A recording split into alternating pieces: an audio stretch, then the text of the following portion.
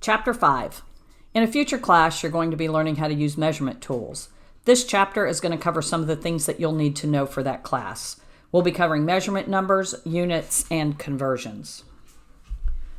A measurement number usually has units associated with it, and the unit name for that measurement must be included when you use that number, write it or talk about it, otherwise nobody will know what you're talking about. 20 is a number, 20 feet is a length. Every measuring instrument and every person making measurements has some limitations. Measurement numbers have built-in uncertainty. This uncertainty is expressed by the number of digits used to communicate the measurement information. When we round numbers to reflect that uncertainty, we round according to rules involving significant digits. That's a term you've heard before. Digits other than 0 are always significant.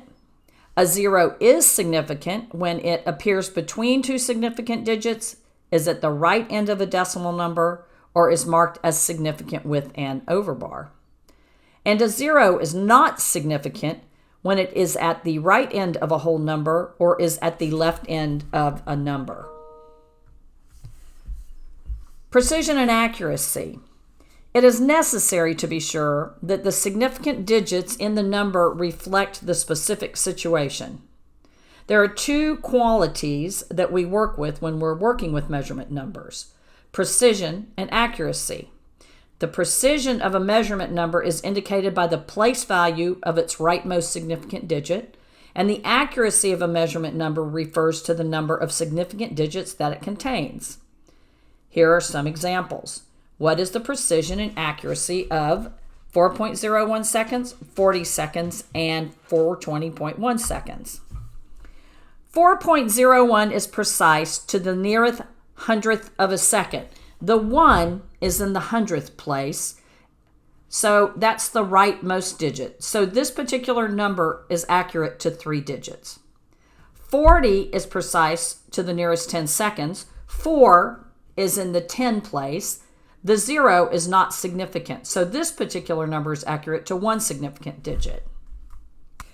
420.1 is precise to the nearest tenth, which is the place occupied by the 1. And this particular number is accurate to 4 significant digits, therefore being the most accurate of these 3 numbers. Another important measurement characteristic is the greatest possible error, which is defined as half the precision of the measurement. Suppose the weight of a steel bar is given as 14.6 pounds. The weight of the bar has been measured to the nearest tenth of a pound, which is the 6 in 14.6. So the precision of this measurement is 0.1. Note, it's not 0.6, it's 0.1. The greatest possible error is half the precision.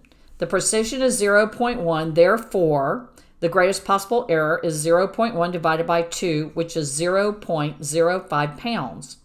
So the actual weight of the bar is 14.6 plus or minus 0.05 pounds, which is 14.55 to 14.65 pounds. Addition and subtraction of measurement numbers. When measurement numbers are added or subtracted, the answer can't be more precise than the least precise measurement number in the calculation. You use this when adding or subtracting measurement numbers. Always round a sum or difference to agree in precision with the least precise measurement number. That means that if you get a number that has greater precision than your least precise number in your problem, you need to round the answer to the precision of the least precise number in the problem.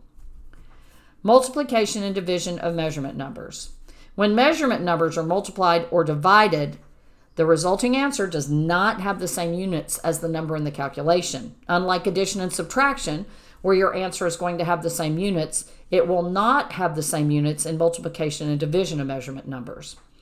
For example, when you multiply 3 feet times 2 feet, the answer unit is square feet or feet squared because you're multiplying feet by feet. When dividing, the new units will be the unit in the numerator divided by the unit in the denominator. And a good example is miles per hour. You divide miles by hours, and the new unit is miles per hour. Sometimes when you divide units, it may be possible to cancel out like units in the top and bottom of the fraction. Decimal equivalence. Sometimes it's necessary to change a decimal to a fraction in the increment specified. For example, if a shop ruler is marked in 32nd, the decimal measurement will need to be converted to a fraction with 32 in the denominator. It's then necessary to find the error that is a result of using the fraction instead of the decimal. So if you have to make a change, you need to see what the difference would be between using the fraction instead of the decimal. An example, find the fraction to the nearest 32nd of an inch to 0.462 inches, and then find the error involved in using the fraction instead of the decimal. So the first thing you need to do is get 32 in the denominator. So you multiply 0.462 by 32 over 32 to get a fraction with 32 in the denominator. Multiplying this by 32 over 32 is the same thing as multiplying it by 1. So you get 0.462 times 32 divided by 32. That equals 14.784 divided by 32. Now you're going to round the numerator to the nearest whole number to get the answer, and that would be 15 over 32 inches.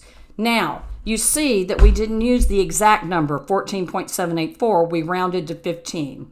So now we need to see what the error is because we used 15 instead of 14.784.